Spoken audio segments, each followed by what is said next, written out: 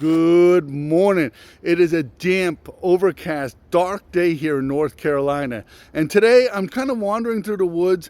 I have been reading a book on how to use a flash for wildlife photography. And today I'm going to bring you along as I try to apply this knowledge. So come along and enjoy this adventure.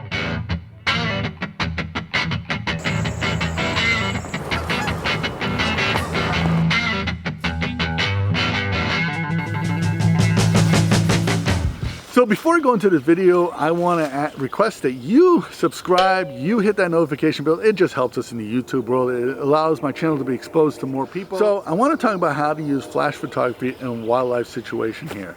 Now, a flash can be a powerful tool, and it has so much dynamic range that I never understood. I recently bought a book on how to use a flash, and I could not believe how much of a powerful tool it is. In last week's video, I used the flash the first time in a real wildlife situation, and I didn't realize how much of a dramatic effect it made to the image here. So today I'm going to take another image using a flash, and instead of trying to bring the illumination of the subject up to the ambient light behind it, my goal is to bring the light on the subject up so the ambient light or the background looks black.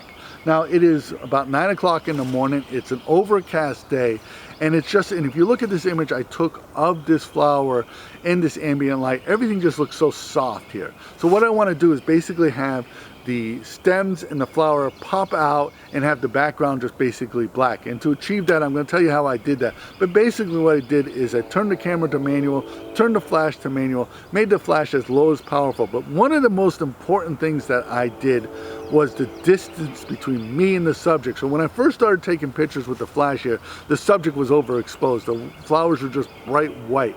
And by moving further and further away, and I ended up being about 4 feet, 5 feet away from the subject, that made a dramatic difference in how the image looked. And that's probably one of the things that, as a wildlife photographer using a flash, distance is so important. How far are you, not from the flash to the subject, from your camera to the subject, can make a huge difference in how your image looks. So let me talk to you about how I actually took this picture.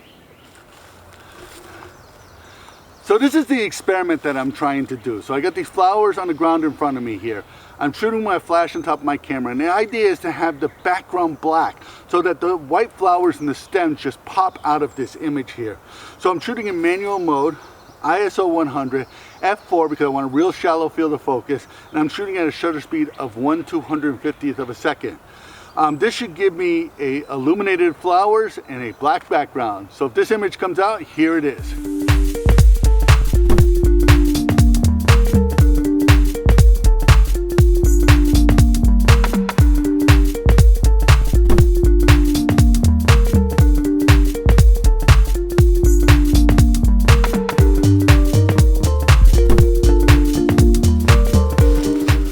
Well, I have had a really good time learning how to use a flash and how useful this tool can be. So if you want me to do more videos about how to use a flash, how you can use it for wildlife photography, leave your comment below because that'd be really interesting to do if you're interested in seeing them. I want to thank you for watching. If you got anything out of this video, please give it a thumbs up. Please subscribe to the channel because that really helps us in the YouTube world. Become a Patreon supporter. Your support allows us to keep doing this. My name is Leahy. I want to thank you for watching.